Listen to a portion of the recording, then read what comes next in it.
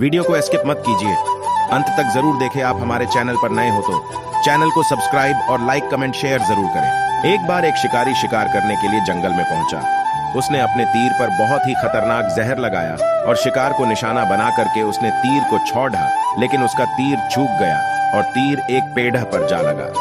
वह पेड़ बहुत ही हरा भरा और बहुत सारे तोते उस पेड़ पर रहते थे। जैसे ही वह जहरीला तीर उस पेड़ पर जाकर लगा, वह पेड़ धीरे धीरे सूखने लगा और उस पेड़ पर जो भी तोते रहते थे वह एक एक करके उस पेड़ को छोड़ कर जाने लगे। उस बढ़े से पेड़ के कोटर में एक बहुत ही बूढ़ा तोता रहता था, जो बहुत ही धर्मात्मा और अच्छे मन का था। सभी तोते उस पेड़ को छोड़ कर जाने लगे थे, लेकिन वह बूढ़ा तोता जाता था, दाना लेकर के आता और उसी कोटर में आकर के बैठ जाता था, परंतु उस पेड़ को छोड़ने को तैयार नहीं था।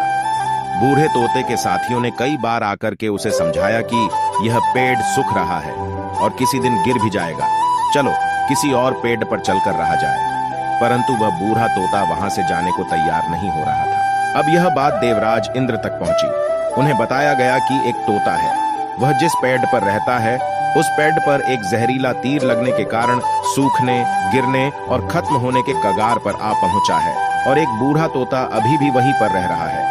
वह दाना लेकर आता है और वहीं पर रहता है, जबकि उस जंगल में बहुत सारे पेड़ हैं, लेकिन वह उसी पेड़ पर रह रहा है। देवराज इंद्र प्रकट हुए और उस बूढ़े तोते से कहने लगे कि आप बहुत धर्मात्मा है, बहुत ही अच्छे मन के हैं, लेकिन आप इस पेड़ को छोड़कर किसी और पेड़ पर चले जाइए, क्योंकि यह पेड़ कुछ ही दिनों में गिर जाएगा।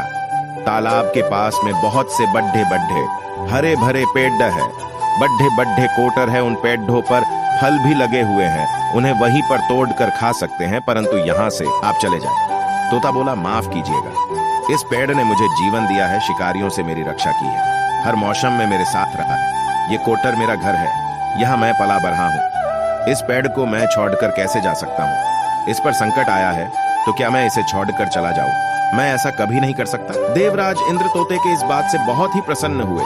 उन्होंने तोते से कहा, मैं आपके इस बात से बहुत ही खुश हूं, मांगो जो आपको मांगना हो।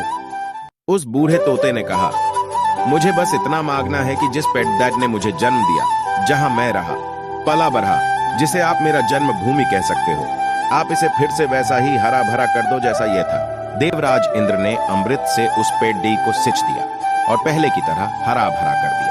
अब वापस से उस पेड़ पर आकर के बाकी तोते रहने लगे। वह बूढ़ा तोता कुछ समय तक और जिंदा रहा, फिर उसकी मृत्यु हो गई और वह स्वर्ग में चला गया। यह कहानी हमें सिखाती ये है कि जब भी किसी इंसान का बुरा दौर आता है तो वह टूटा हुआ होता है, उसे किसी के सहारे की जरूरत होती है, किसी की आवश्यकता होती है।